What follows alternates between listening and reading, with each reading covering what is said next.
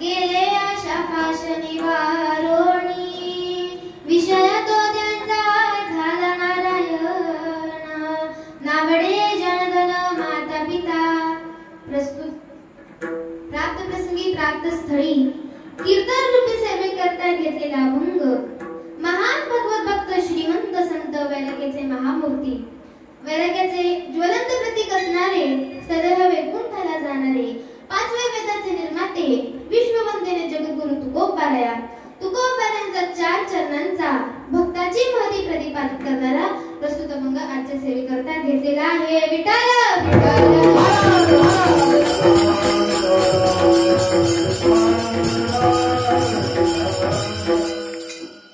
प्रस्तुत अभंगाचा थोडक्यात भावार्थ जगद्गुरु तुकोबाराय सांगतात. भक्त ओळख करून देत असताना खऱ्या भक्ताला ओळखायचे कसे? भक्त ऐसे जाना जे देही उदास, जे पूर्णपणे आपल्या देहावर उदास होऊन गेले आहेत त्यांना भक्त म्हणा.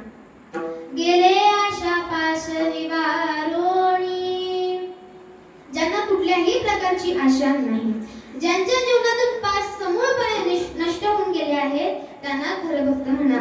तुकोबाराय अभंगाच्या 2ऱ्या चरणामध्ये सांगतात त्यांचा आवडीचा विषय फक्त एकच झालेला आहे, तो म्हणजे नारायण. विषय तो त्यांचा झाला नारायण. नावडे जनधन माता पिता, त्यांना जनही आवडत नाही, धनही आवडत नाही आणि माता पिता सुद्धा आवडत नाही. मग लोक तुकोबारायांना विचारतात, का हो तुकोबाराया, तुम्हाला धन आवडत नाही, जन आवडत नाही, माता पिता सुद्धा आवडत नाही, मग जेव्हा तुमच्या निर्वाणीचा प्रसंग येईल, संकटाचा प्रसंग जेव्हा तुमच्या वेळेस येईल, तर तुम्हाला सोडवेल कोण? तर तुकोबाराय सांगतात, निर्वाणी गोविंद असे मागे पुढे काहीच साकडे पडोनी दी. लोक तुकोबारायांना अभंगाच्या शेवटच्या चरणामध्ये विचारतात, तुकोबाराया, आम्ही नेमकी परमार्थ कसा करायचा? तर तुकाराम महाराज म्हणतात, तुम्ही परमार्थ करा, दुसऱ्यालाही करू द्या. जर तुम्ही त्यांच्या वाटेला गेलात, जर तुम्ही त्यांना आड गेला तर तुमची गती काय होईल? तुका म्हणे सत्य कर्मावाने साय, घात लिया भय नरका जाणे. हा अभंगाचा थोडक्यात भावार्थ मी तुमच्या समोर मांडलेला आहे. विठ्ठल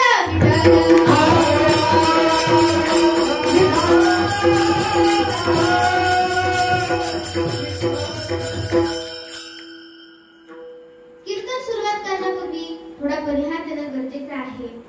आज आपल्या चिपळूण या तालुक्यामध्ये पेढे या गावामध्ये म्हणजेच भगवान परशुराम यांच्या पदस्पर्शाने पावन झालेल्या या परशुराम भूमीमध्ये आजची ही कीर्तन रूपी सेवा तुम्हा सर्वांच्या आशीर्वादाने, माऊली ज्ञानोबारायांच्या आशीर्वादाने, तसेच माझे गुरुवर्य हरिभक्तपरायण भागवत महाराज भारती यांच्या आशीर्वादामुळे आणि तसेच माझे गुरुजी हरिभक्तपरायण कोकिळकंठ महेश्वरजी महाराज भगुरे गुरुजी यांच्या आशीर्वादाने मला तुम्हा सर्व संत सज्जनांची सेवा करायला मिळाली, हे मी माझे परम भाग्य समजते.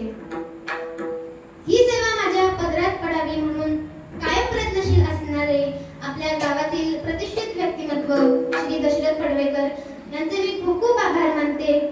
तसंच तुम्ही सर्व संत मंडळी माझ्या कीर्तनाला वेळात वेळ काढून उपस्थित राहिलात, मी तुमचे खूप खूप आभार मानते. एक गोष्ट मी तुम्हाला आज आवर्जून सांगेन, माझे बाबा आणि दशरथ काका हे ITI ला एकत्र शिकायला होते आणि आज जवळपास 22 वर्षांनी ते एकत्र मिळाले आहे. फोन कॉलवर संपर्क चालू होता, परंतु आज 22 वर्षांनी प्रत्यक्षात ते भेटलेले आहेत. जेव्हा काकांनी फोन केला बाबांना की तू तुझ्या मुलीला कीर्तनाला घेऊन येऊ शकतो का, तेव्हा माझ्या बाबांनी कशाचाही विचार न करता या कीर्तनाला हो म्हणाले. कारण कीर्तन हे होणारच होतं, परंतु त्याचबरोबर त्यांच्या दोघांची भेट सुद्धा होणार होती. तसंच तुम्ही सर्व संत मंडळी माझ्या कीर्तनाला उपस्थित राहिलात, मी तुमचे खूप खूप आभार मानते. तसेच गायनाचार्य असतील हरिभक्तपरायण रितेश महाराज भोसले यांचे मी खूप खूप आभार मानते. तसेच चोकार बाबा असतील त्यांचे मी आभार मानते. सर्व टाळकरी मंडळी असतील त्यांचे मी खूप खूप आभार मानते. सर्वांच्या चरणी नतमस्तक होऊन, माऊली ज्ञानोबारायांच्या चरणी नतमस्तक होऊन, भगवान परशुरामांच्या चरणी नतमस्तक होऊन मी माझ्या सेवेला प्रारंभ करते. विठ्ठल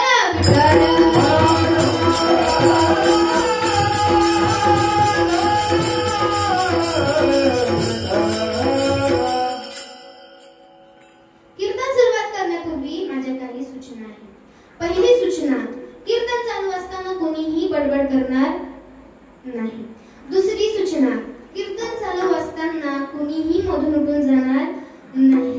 तिसरी सूचना, कीर्तनाला आल्याबरोबर कॉन्सन्ट्रेशन असणं गरजेचं आहे, एकाग्रता. आणि चौथी गोष्ट, प्रत्येकाने इथे आल्यावर प्रभू परमात्मा स्मरणाचा आनंद लुटायचा आहे. लागोनिया पाया विनवितो तुम्हाला, करे टाळी बोला मुखी नाम विठ्ठल विठ्ठल म्हणा वेळोवेळा. हा सुख सोहळा स्वर्गी नाही. हा सुख सोहळा जो आहे ना, इतर जेवढा आपण बघतो तो आपल्याला वर पाहायला मिळणार नाही. म्हणून आपण काय करायचं आहे, आपुली आपण करा सोडवणं, संसार बंधन तोडावे.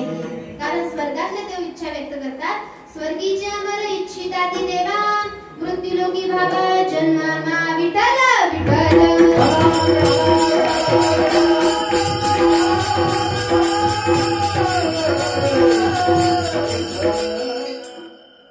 मी तुम्हाला पहिली सूचना सांगितली, कीर्तन चालू असताना कुणीही बडबड करणार नाही. याचं कारण मी तुम्हाला सांगते. जो माणूस कीर्तन चालू असताना बडबड करतो त्याचा जन्म जे पावसाळ्यामध्ये डरकाळ फोडतात त्यांचा होतो. समजलं? म्हणून कुणीही बडबड करणार नाही. मी तुम्हाला दुसरी सूचना सांगितली, कीर्तन चालू असताना कुणीही मधून उठून जाणार नाही. याचं कारण म्हणजे जो माणूस कीर्तन चालू असताना मधून उठून जातो, इथे बसलेल्या सर्व माणसांची पापे त्याच्या माथ्यावर जाऊन बसतात.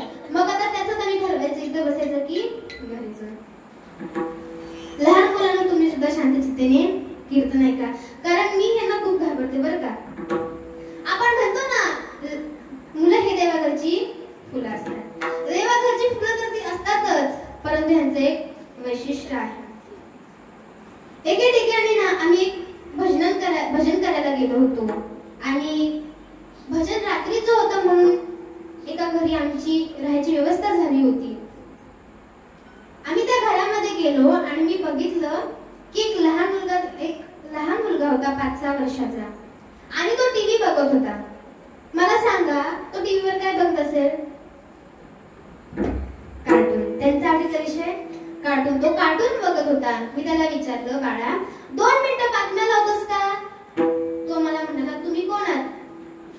तुम्ही मला सांगणार आहे? मी त्याला म्हणाले, मी कीर्तनकार आहे आणि मी तुझ्या इथं 5 मिनिटं बसणार, जेवणार आणि निघून जाणार. तो म्हणाला, तुम्हाला बघायचं तर बघा, नाही तर निघून जा. तेवढ्यातच त्याच्या आईने त्याला हाक मारली.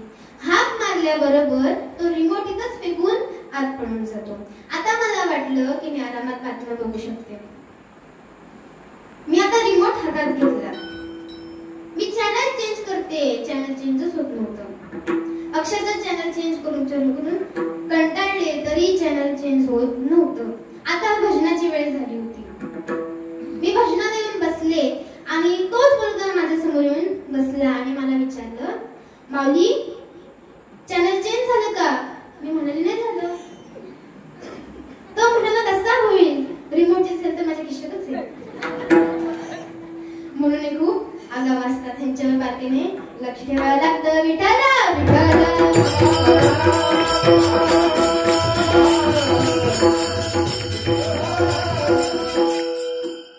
यांना आता संस्कार देणं गरजेचं आहे, यांना आता घडवणं गरजेचं आहे. कारण पुढचा जो आता काळ आहे ना, तो खूप अवघड आहे. यांचा आवडीचा विषय मी तुम्हाला 5 मिनिटांमध्ये सिद्ध करून दाखवते. बाळा, तुझं नाव काय? बरं, मी तुला एक प्रश्न विचारते. आपल्या प्रभू रामचंद्रांच्या आई वडिलांचं नाव काय?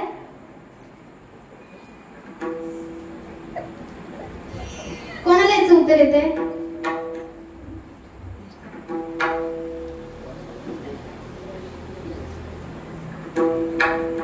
बरं, तुम्हाला मी एक सोपा प्रश्न विचारते.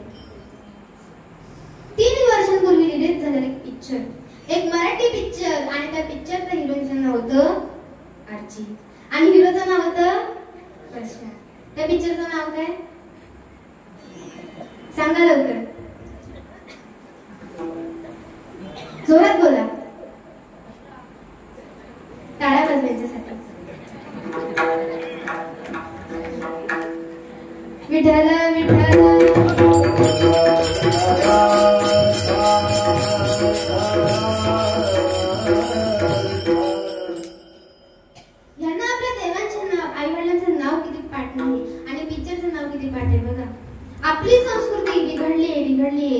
तिला सुधारायला हवी.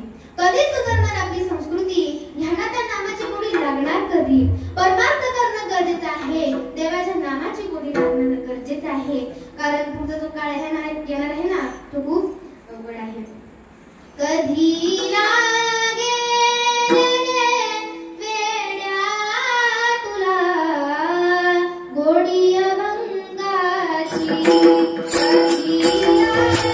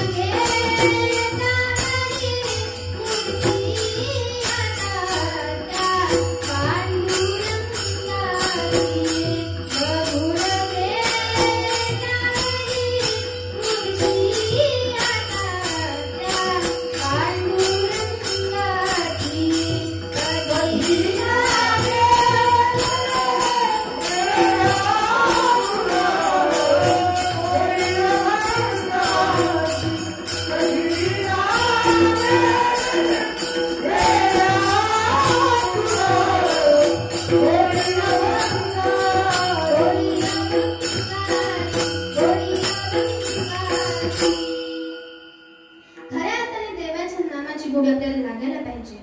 यांना तर फक्त मोबाईल काढून आणतात.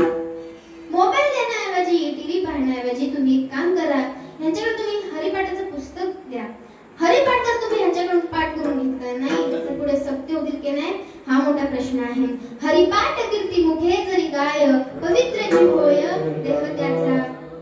एक दिवस हरिपाठ केला नाही तर दुसऱ्या दिवशी जेवायला देऊ नका, तिसऱ्या दिवशी बरोबर हरिपाठ करतील. मोबाईल देण्याऐवजी, टीव्ही पाहण्याऐवजी तुम्ही एक काम करा, ह्यांच्याकडे हरिपाठचं पुस्तक द्या. हरिपाठ तुम्ही ह्यांच्याकडून पाठ करून घ्या आणि तुम्ही सुद्धा करा. विठ्ठला विठ्ठला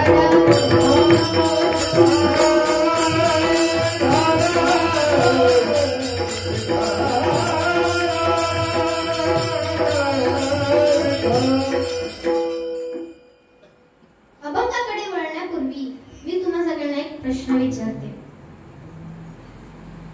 आपण अखंड हरिनाम सप्ताह म्हणा किंवा गोरोबा काकांची पुण्यतिथी सोहळा आपण कशासाठी ठेवले आहे?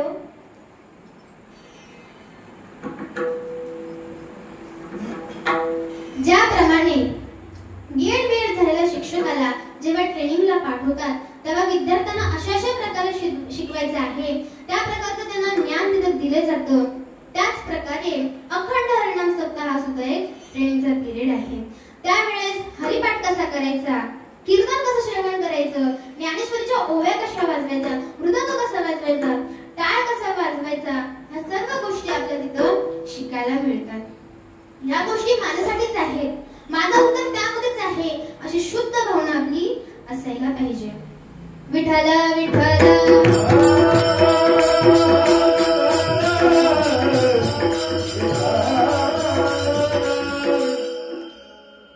एका गावामध्ये एक गृहस्थ राहत होते आणि ते सतत 12 वर्ष एका प्रवचनकारांचं प्रवचन ऐकत होते. परंतु त्यांना उद्या बाहेर गावी जायचं असल्यामुळे त्यांचं ते प्रवचन चुकणार होतं. म्हणून ते गुरुजींकडे जातात, म्हणजेच प्रवचनकारांकडे जातात आणि सांगतात, गुरुजी मी तुमचं प्रवचन सतत 12 वर्ष ऐकत आलो आहे आणि एकदाही माझं प्रवचन चुकलेलं नाही, परंतु उद्या बाहेर गावी जायचं असल्यामुळे माझं ते प्रवचन चुकणार होणार आहे. खूप भीती वाटते, मनाला खूप त्रास होतोय. गुरुजी म्हणाले, एक काम करा, तुम्ही तुमच्या ऐवजी तुमच्या मुलाला पाठवा. गृहस्थ म्हणाले, गुरुजी, माझा एकुलता एक मुलगा आहे आणि माझ्यानंतर माझा जो व्यवसाय आहे तोच सांभाळणार आहे. माझ्या मनामध्ये शंका नाहीये, परंतु जर मी माझ्या मुलाला तुमचं प्रवचन ऐकायला पाठवलं आणि जर यथाकथाचित प्रवचन ऐकून माझ्या मुलाला जर वैराग्य प्राप्त झालं तर माझ्यानंतर माझा व्यवसाय सांभाळणार कोण? तेव्हा गुरुजी म्हणाले, तुम्ही टेन्शन घेऊ नका. 12 वर्ष जर सतत प्रवचन ऐकून बापाला जर वैराग्य प्राप्त झालं नाही तर एका दिवसात मुलाला कुठून वैराग्य प्राप्त होणार आहे? विठ्ठल विठ्ठल.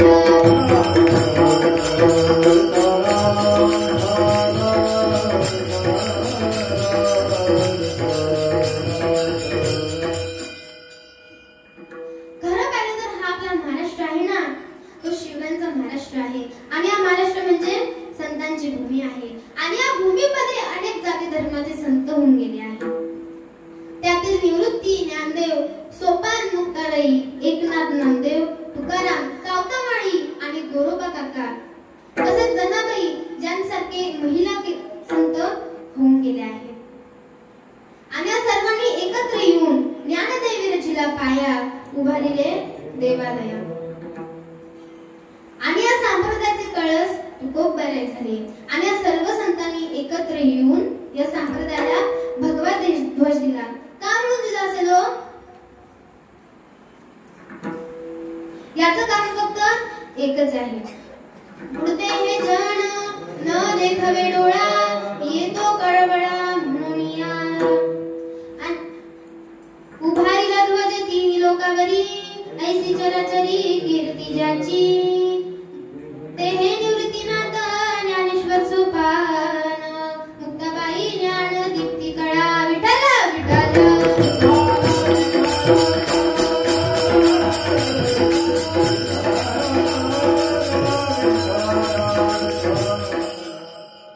आणि या सर्व संतांनी एकत्र येऊन भगवा ध्वजाखाली एकत्र येऊन हा वारकरी संप्रदायाला पुढे नेला आहे. खरं सांगू का तुम्हाला, मी स्वतःला खूप भाग्यवान समजते. कारण मी ज्ञानोबा, तुकाराम आणि सर्व संत मंडळींच्या नंतर जन्माला आले. याचं कारण तुम्हाला माहिती आहे का हो? याचं कारण एकच आहे, मला ज्ञानेश्वरी आणि तुकाराम गाथा ऐका हातात मिळाला आहे. आपल्याला फक्त तो वाचायचा आहे आणि आपल्या जीवनात आणायचा आहे. काय कष्ट आहे तो आपल्याला. म्हणून संतांचे चरित्र काढा, वाचा आणि मग बघा आपण किती भाग्यवान आहोत. विठ्ठल विठ्ठल.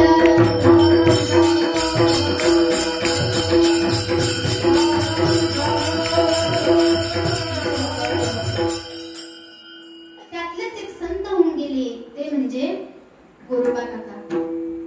तुम्हाला त्यांच्या नावातच त्यांची श्रेष्ठता कळली असेल. काका म्हणजे कोण? वडीलधारी म्हणा किंवा ज्ञानवृद्ध, तपवृद्ध, वयोवृद्ध असणारे गोरोबा काका. त्यांचा अधिकार एवढा मोठा होता की एक दिवस पंढरपुरातील वाळवंटामध्ये सर्व भक्त मंडळी जमा झाली होती आणि त्यावेळेस ज्ञानोबारायांनी गोरोबा काकांना विचारलं की काका, तुम्ही कच्ची मडकी आणि पक्की मडकी कशी ओळखता? त्यावेळेस गोरोबा काका म्हणाले की हे धापटनं मडकावर मारून त्याच्यातनं जो आवाज येतो त्या आवाजावरून मी ओळखतो की ती मडकी कच्ची आहे की पक्की. म्हणून एवढे मोठे अधिकारी होते गोरोबा काका. विठ्ठल विठ्ठल.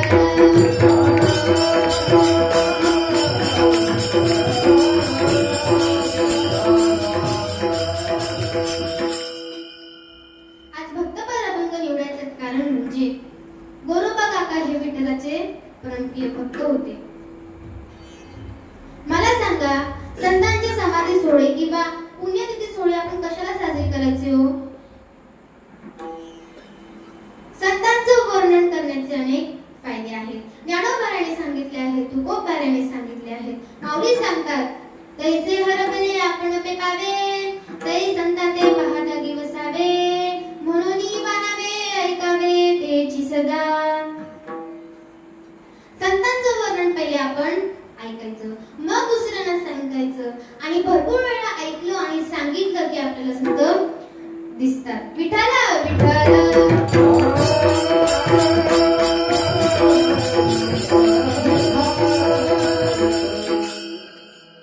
संत हे आपल्या आजूबाजूला असून चालत नाही, तर ते भरपूर वेळा ऐकलं सांगितल्यावर आपलं संत समजतात. आणि मग आपण संत बघितले की तैसे हरपले आपण पे पावे, तै संता ते पाहता गी बसावे. विठ्ठल विठ्ठल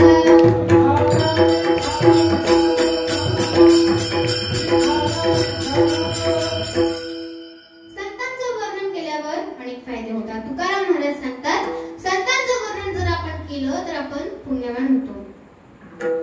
पुण्यवंत व्हावे घेता सज्जनांची नावे. सज्जनांचं नाव घेतल्यावर किंवा संतांचं नाव घेतल्यावर आपण पुण्यवान होतो. संतांचे जर आपण नाव जप केलं तर आपले पापे दूर होतात. तुका म्हणे पापे जाती संतांची जपे. संतांचं वर्णन केल्यावर अजून एक फायदा होतो. संतांचं वर्णन केल्यावर आपली वाचा शुद्ध होते. संतांचं वर्णन केल्यावर त्या पांडुरंगाला सुद्धा आवडते. म्हणून संतांचे वर्णन काढा वाचा. विठ्ठल विठ्ठल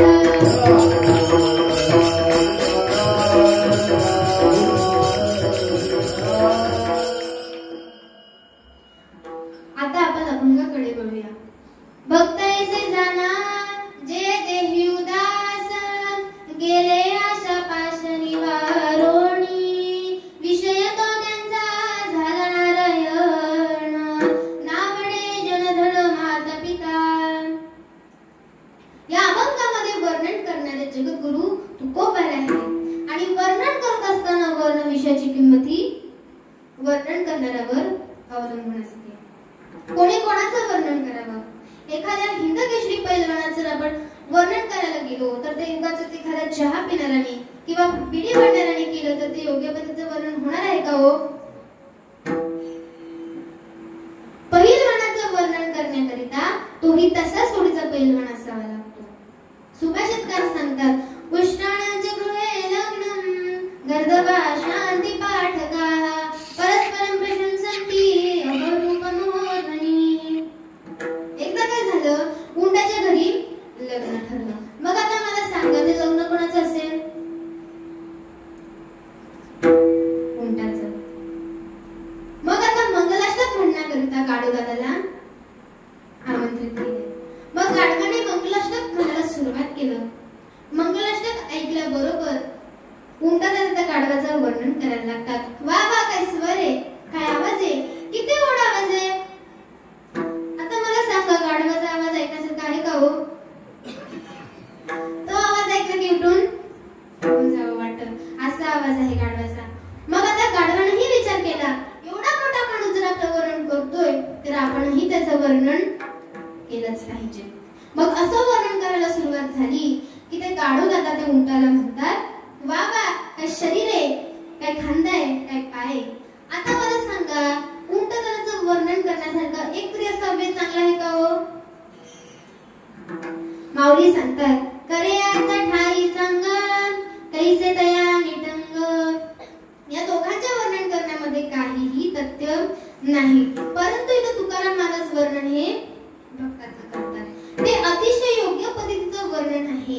कारण भक्ताचा महिमा वर्णन करण्याकरिता भक्तच असावा लागतो. भक्ताचा तो महिमा भक्ताची जाणती.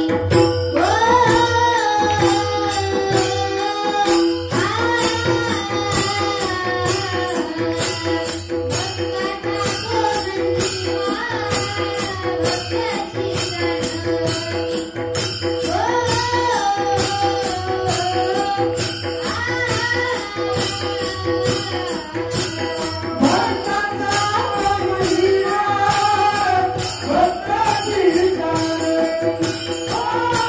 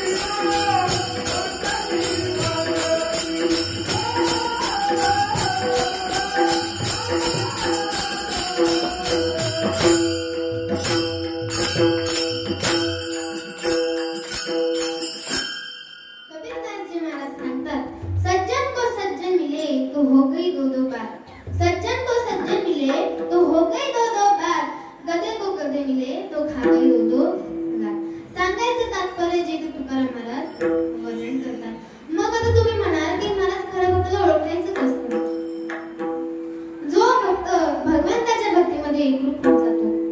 जो भक्त भगवंताच्या भक्तीमध्ये एवढा एकरूप होऊन जातो की तिथे काहीही वेगळेपणा दिसत नाही. ज्याप्रमाणे पतिव्रता स्त्री ही आपल्या पतीशी एकरूप होऊन झाली असते. मी तुम्हाला पतिव्रतेबद्दल सांगते, पतिव्रताबद्दल नाही. कारण पतिव्रता ही वेगळी आहे आणि पतिव्रता सुद्धा वेगळी आहे. या दोघीतला फरक सांगू का हो तुम्हाला? एक अशी महान पतिव्रता होती. एक दिवस तिचा मालक शेतातून अचानक तहान लागली म्हणून घरी आला आणि ही पतिव्रता स्त्री तेव्हा मुसळाने धान्य कुटत होती. तेवढ्यातच तिच्या पतीने तिला हाक मारली. हाक मारल्याबरोबर ती मुसळ वर गेली. आता मला सांगा की ती मुसळ किती वेळ वर गेली असेल?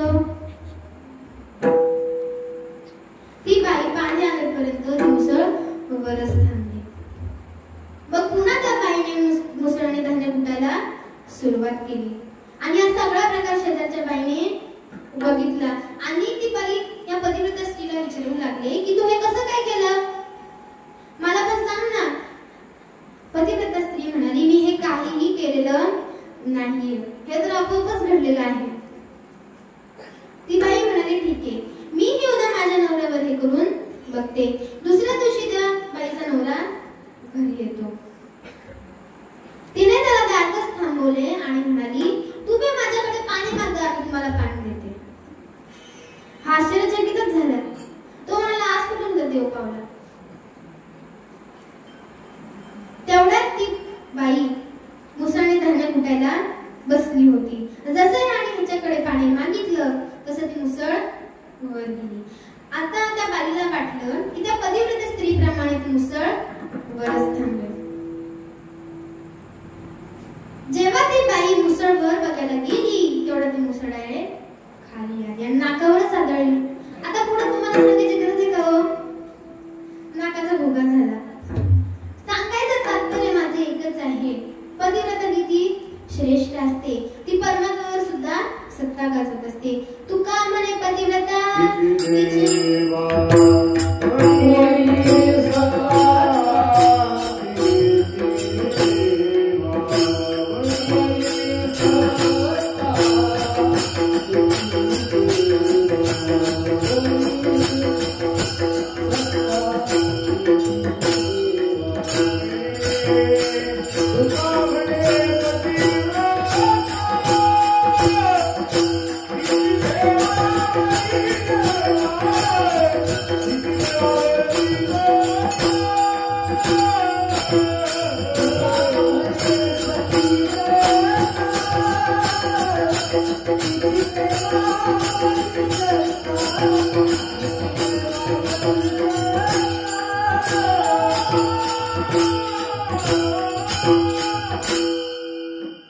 ज्याप्रमाणे पतिव्रता स्त्री आपल्या पतीशी एकरूप झाली असते.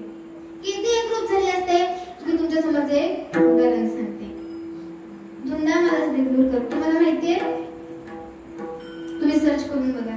धुंडामालास देगलूरकर यांच्या मृत्यूची बातमी त्यांची पत्नी कृष्णाबाई यांच्या कानात फक्त एकच बोल पडला की महाराज गेले. महाराजांनी देह सोडला.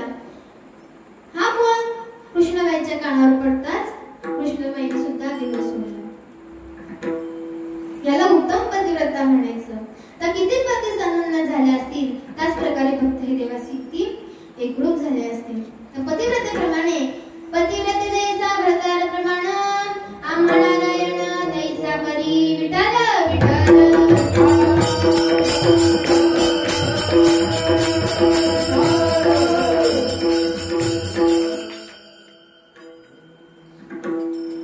कारण ते देवावरच प्रेम करतात. मग काही साधकांनी तुकोबारांना विचारलं, तुकोबाराया, या जगामध्ये प्रत्येक असा आहे की ज्याला आपला देह प्रिय आहे, मग भक्ताला देह आवडत नाही का हो? का त्याला देह प्रियच नाहीये? तर तुकाराम महाराज सांगतात, अरे बाबांनो, भक्ताला देह आवडत नाही कारण ते उदास वृत्तीने जीवन जगत असतात. विठ्ठल विठ्ठल.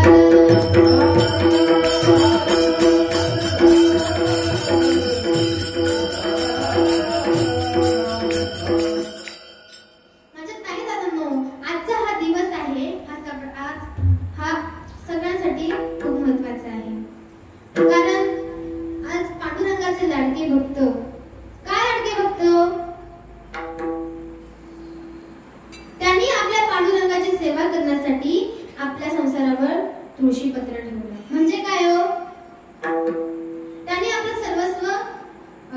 केलं. गोरोबा काकांची विठ्ठल भक्ती इतकी श्रेष्ठ होती की ते प्रत्येक कामामध्ये विठ्ठलाचा नामजप करत असायचे. मडके बनवणं, त्यांचा व्यापार करणं आणि हा त्यांचा व्यवहार असायचा. मडके बनवण्याकरिता माती भिजवावी लागायची आणि गोरोबा काका मात्र त्या मातीमध्ये नाचून मात्र ती माती तुडवत असायचे आणि हे करत असताना मात्र प्रेमाने विठ्ठलाचं नाम जप करत असायचे. विठ्ठला विठ्ठल.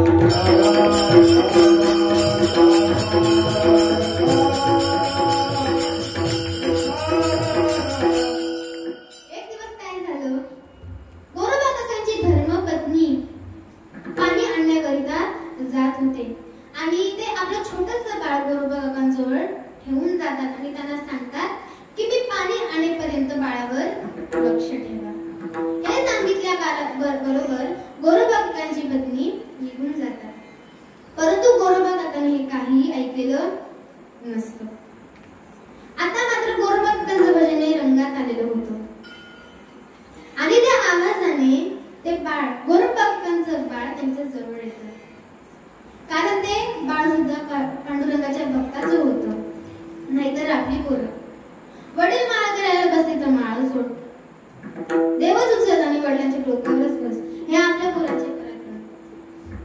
आता हे बाळ गोरोबा काकांचं होतं. ते गोरोबा काकांकडे आलं, त्यांचे पाय धरून उभं राहण्याचा प्रयत्न करत होता.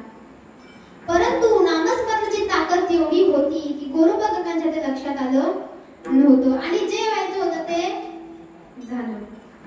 गोरोबा काकांचं जे बाळ होतं ते त्या मातीमध्ये चिरडलं गेलं. तेवढ्यात त्यांच्या पत्नी आल्या आणि आपलं बाळ कुठे हे शोधत लागल्या. आपल्याला आता ते त्यांचं बाळ भेटलं नाही म्हणून गोरोबा काकांकडे गेल्या, विचारायला गेल्या आणि तेवढ्यातच बघितलं ही माती लाल झाली होती. आता त्यांच्या लक्षात आलं की आपला बाळ या मातीमध्ये एकरूप होऊन गेलेला आहे. त्या जोराने हंबरटा फोडू लागल्या, देवाला शिव्या देऊ लागल्या. तुम्ही असे कसे निर्दयी आहात? त्या विठ्ठलाने तुम्हाला वेळ लावला आहे. माझ्या बाळाने तुमचा काय अपराध केला आहे? आग लागो त्या विठ्ठलाला. असं बोलल्या बरोबर गोरोबा काका भानावर आले आणि आपल्या पत्नीला म्हणाले की तू माझ्या भजनाचा भंग का केलास? माझ्या विठ्ठला तू असं का बोलतेस? तुझं बाळ त्याच्या कर्मानं गेलं आहे. आणि असं म्हटल्यानंतर गोरोबा काका बाजूची काठी घेतात आणि आपल्या पत्नीवर धावून जातात. गोरोबा काकांचा राग बघून त्यांची पत्नी त्यांना म्हणतात, जर तुम्ही मला हात लावला तर तुम्हाला त्या पांडुरंगाची शपथ आहे. असं म्हटल्याबरोबर गोरोबा काका ती काठी तशीच हातामधून खाली फेकतात आणि स्तब्ध राहतात. विठ्ठला विठ्ठल.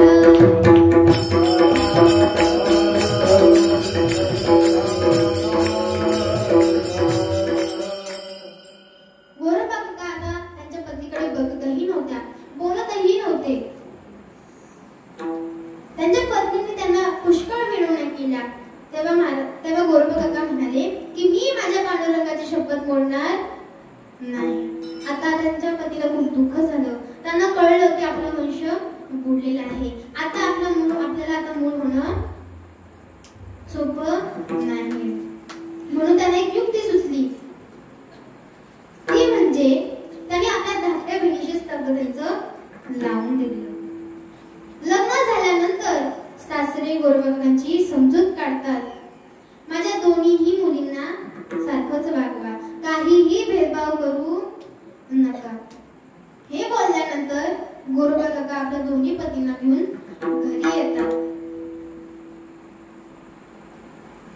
तसं सासऱ्यांनी बोललं होतं की दोन्हींनाही सारखंच वागवा. तसे गोरोबा दोघींशीही बोलत नव्हते, बघत सुद्धा नव्हते. आता दोघीही जोरात हंबरडा फोडू लागले. तेवढ्यातच त्या दोघींना एक युक्ती सुचली. ती युक्ती म्हणजे जेव्हा गोरोबा काका झोपतील त्यांच्या बाजूला हे दोघी जण झोपणार आणि हे त्यांचे दोन्ही हात त्यांच्याकडे ओढून घेणार. आणि त्यांनी तसंच केलं. मध्यरात्रीची वेळ होती.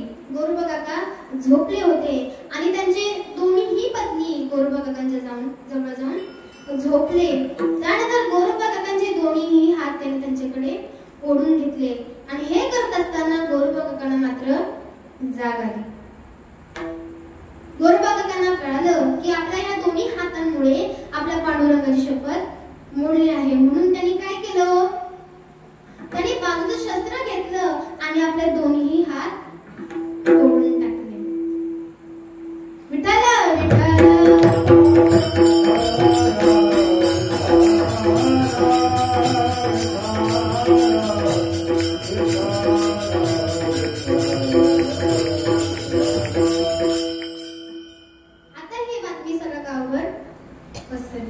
म्हणून सांगते, देवाचं भक्त सोपं होणं नाहीये. याचंच वर्णन करताना तुकाराम महाराज अभंगाच्या पहिल्या सर्गामध्ये सांगतात.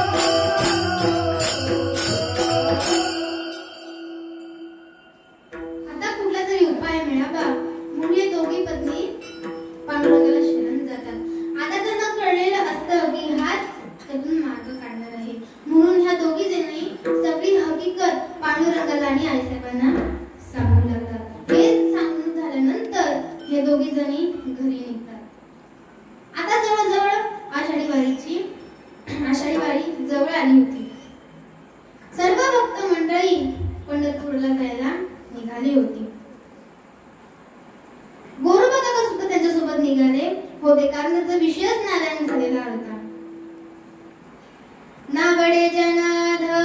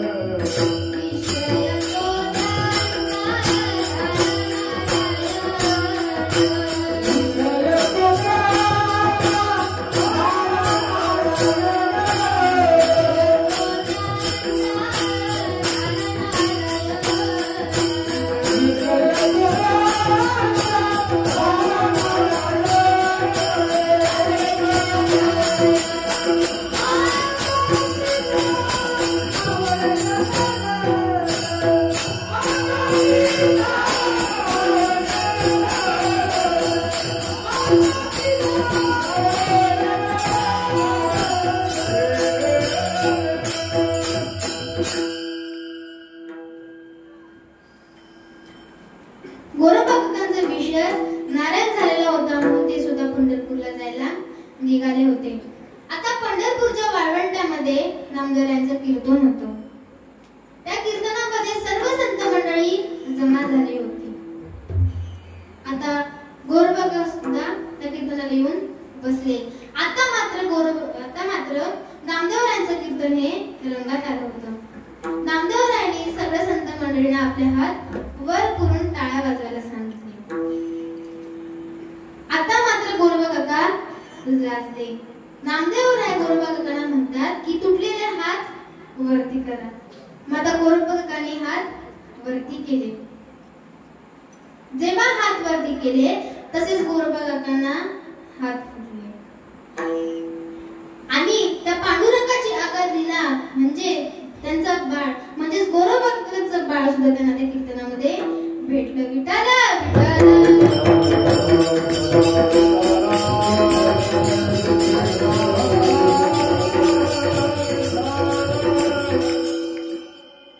भक्त हे देहावर का उदास असतात तो? कारण त्यांना कळलेलं असतं की देह हा आपलं स्वरूप नाही.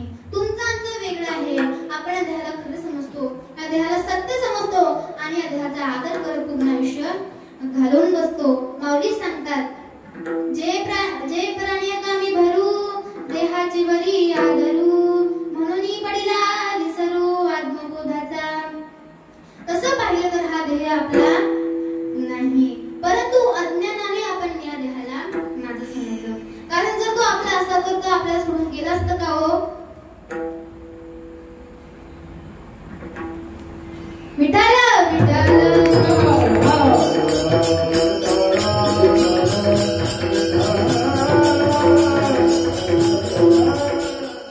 एका ठिकाणी म्हटलेलं आहे, देह पाताचा आविला उसना शेकीच्या चित्याला देणे लागे. पाताचं म्हणजे काय हो? पृथ्वी, आग, तेज, वायू, आकाश. तुलसीदास तुलसी रामायणामध्ये सांगतात, क्षितिजाला पावक गगन समीरा पंचरचित धम शरीरा. सुग्रीवाचा भाऊ वाली त्याला प्रभू रामचंद्राने मारले आणि वालीची पत्नी तारा ही शोक करू लागली, रडू लागली. तेव्हा प्रभू रामचंद्र ताराला उपदेश करतात, जोपर्यंत आपण या देहाला मी आणि माझं समजणार तोपर्यंत आपल्याला दुःखच दुःख भोगायला लागणार. परंतु जेव्हा आपण या देहावर उदास होऊ तेव्हा आपल्याला सुख प्राप्त होईल. म्हणून भक्त सुद्धा देहावर उदास असतात. माऊली सांगतात, विठाला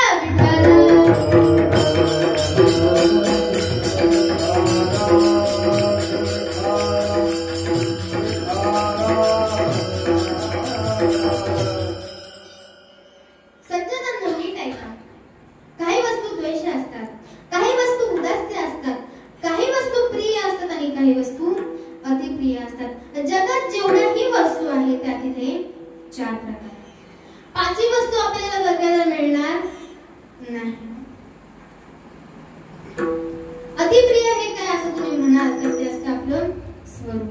देह हा आपला स्वरूप नसून आत्माच आपला स्वरूप आहे आणि ज्याचं जे स्वरूप असतं त्याला ते प्रिय असतं. मग आता आता तुम्ही म्हणाल की प्रिय म्हणजे काय? ज्या वस्तू आपल्यासाठी असतात, ज्या वस्तू आपल्या सुखाला कारणीभूत असतात ते म्हणजे प्रिय. मग ते पत्नी असेल, पैसा असेल, मित्र असेल किंवा पुत्र असेल, या सर्व गोष्टी आपल्याला सुखाला कारणीभूत असतात. दुसरी गोष्ट म्हणजे ती गोष्ट आपल्या दुःखाला कारणीभूत असते. मला सांगा, आपण जर साप बघितला की आपण त्याचं दर्शन घेतो की हातात काठी घेतो?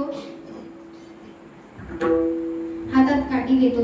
आता सर्पमित्र तयार झाल्यामुळे तो त्या सापाला पकडून दूर जंगलात किंवा शेतात सोडणार, कारण तो शेतकऱ्याचा मित्र ठरतो.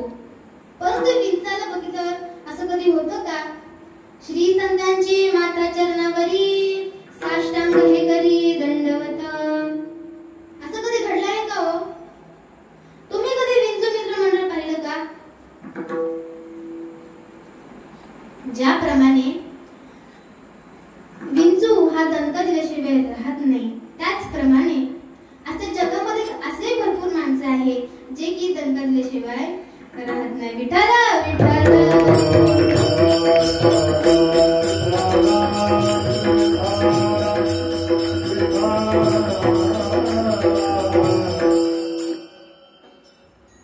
आता धनाच्या बाबतीमध्ये बोलायला झालं तर धन हे कोणाला आवडत नाही हो?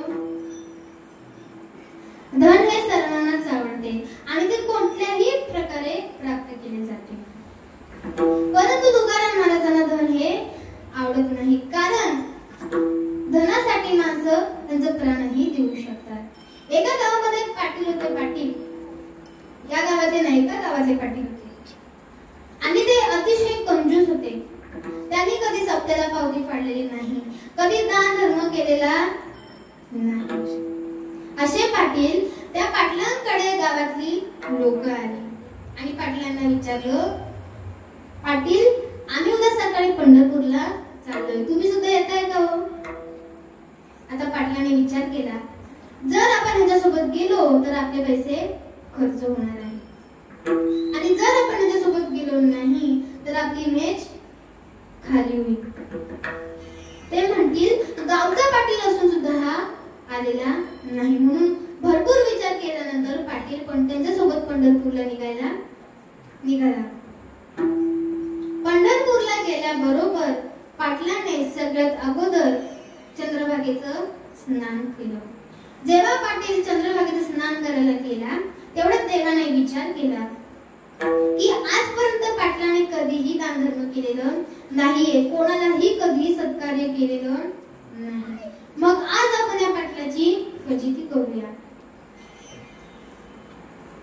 देवाने म्हणजे आपल्या पांडुरंग देवाने वासुदेवाचं रूप धारण केलं आणि चंद्रभागे किनारे आले. दान पावल हो, दान पावल हो, दान पावल हो, दान पावल हो. पाटील चंद्रभागेच्या बाहेर आले. वासुदेवाला म्हणले, अरे वासुदेवा, माझं जे पाकिट आहे ते मी धर्मशाळेमध्ये विसरलं आहे. तू एक काम कर, तू माझ्या धर्मशाळेमध्ये ये आणि ते पाकिट घेऊन, ते पैसे घेऊन जा. आता पाटलाला वाटलं हा वासुदेव कशाला उगाच माझ्या धर्मशाळेमध्ये येईल, पण तू पाटलाला माहिती नव्हतं की हा त्याचा बाप आहे. पाटील धर्मशाळेमध्ये गेला. जवळजवळ 1 तास होऊन गेला. पाटलाने बघितलं पुढे वासुदेव आले होते. दान पावल हो, दान पावल हो, दान पावल हो, दान पावल हो.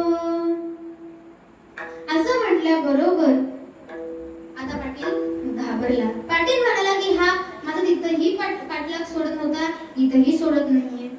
पाटील आता म्हणाला, अरे वासुदेवा, मी धर्मशाळेमध्ये आलो आणि मी बाजारामध्ये गेलो होतो आणि काही कारणामुळे माझे सगळे पैसे खर्च होऊन गेले. तू एक काम कर, मी तुला माझ्या गावाचा ऍड्रेस देतो, तू माझ्या गावाला ये आणि माझे पैसे घेऊन जा. तर पाटलाला वाटलं हा बाबा इथं आलाय, गावाला कशा येईल, पण तू पाटलाला माहिती नव्हतं हा जगाचा बाप आहे. पाटील दुसऱ्या दिवशी त्याच्या गावी गेला. गावी गेल्याबरोबर तो घरच्या पारीवर बसतो आणि व्हॉट्सअपला स्टेटस टाकतो, मी पंढरपूरमध्ये काय मजा केली हे सर्व अपडेट तिथे टाकत होता. मोबाईल बघत असताना पाटलाचं लक्ष समोर गेलं. बघतोय तर काय पुढे वासुदेव होता. आता पाटील तर जास्तच घाबरला. पाटील आतमध्ये गेला आणि आपल्या बायकोला म्हणाला की आता तूच मला वाचवू शकते. बायको म्हणाली काय झालं? पाटील म्हणाला मी जे तुला सांगतो ते तू कर. मी तुझ्या मांडीवर आता अर्धा तास डोकं ठेवतो आणि मी माझा श्वास सुद्धा अर्धा तास रोखून ठेवतो. जेव्हा वासुदेव येईल तेव्हा तू रडायला सुरुवात कर आणि म्हण माझा पती मेला, माझा पती मला सोडून गेला. पाटलाची बायको म्हणाली अहो तुम्ही असं काय करताय? तुम्ही स्वतःला तुम्ही मारून टाकताय आणि ह्याचा जर दुष्परिणाम झाला तर मी काय करू? पाटील म्हणाला तू टेन्शन घेऊ नको, मी आहे ना. पाटलांनी तसंच केलं आणि पाटील लगेच रडायला लागली. बायकांना रडायला सांगायला लागत नाही. कसे ओरडतात संपूर्ण गावात येतो. पाटील रडायला लागले. आजूबाजूचे लोक आले. वासुदेव सुद्धा आतमध्ये आला आणि विचारलं पाटील कशाला रडते? पाटील म्हणाली हे कालच पंढरपुरामधून आले आणि आज सकाळी त्यांना हृदयाचा झटका आला आणि ते मला सोडून गेले. हे देवा आता मी काय करू? देव म्हणतो तर काही करू नको. आता मी आलो आहे ना, आता मी या पाटलाची माती करून जाणार. आता पाटील खूप जास्तच घाबरला. आता हा जर माझी माती करून जाणार आहे तर आता माझं काहीही खरं नाही. आता पाटील उठला नाही, कारण उठलो तर पैसे जाते. 4 खांदेकरी आले. पाटलाला स्मशानभूमीमध्ये न्यायला जाते. अंत्ययात्रा आता सुरू झाली तरी पाटील उठत नाही. उठलो तर तुम्ही ते तरी म्हणा, उठलो तर पैसा दे. आता अंत्ययात्रा स्मशानभूमीपर्यंत पोहोचली तरी पाटील उठत नाही. उठलो तर विठ्ठल विठ्ठल.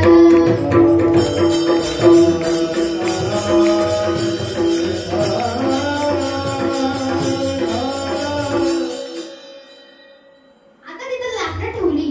लाकडावर पाटील ठेवली तरी पाटील उठत नाही. उठलो तर आता त्या पाटलावर सुद्धा लाकडं ठेवली तरी पाटील उठत नाही. उठलो तर पैसे.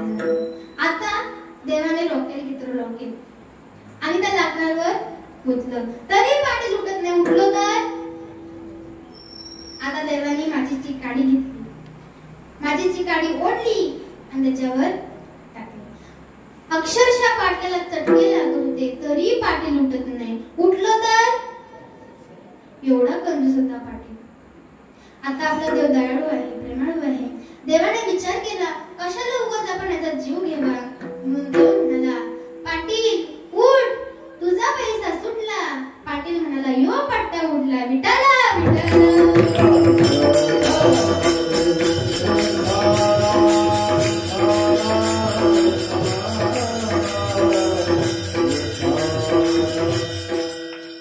म्हणून तुकोबाला सांगतात भक्ताला हे धन आवडत नाही.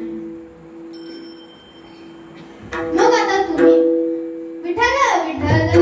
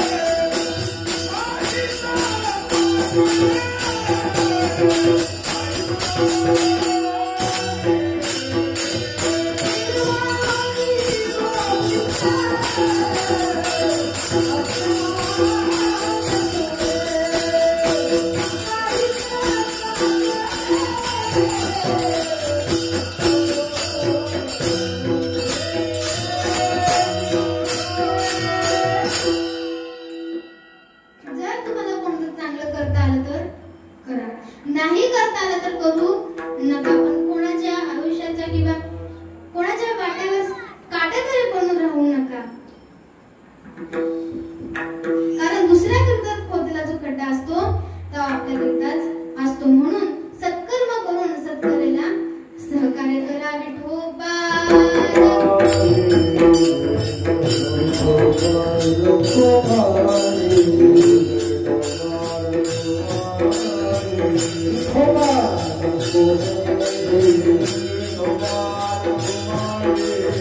Oh,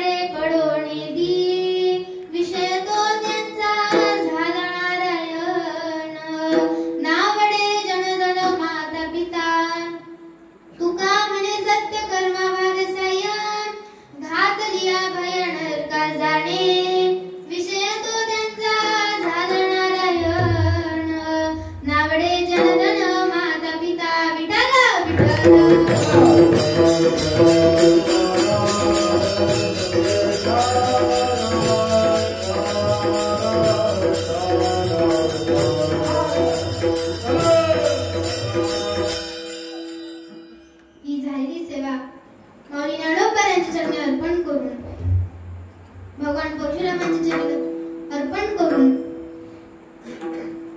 मी माझ्या सेवेला पूर्णविराम देते. ज्ञानेश्वर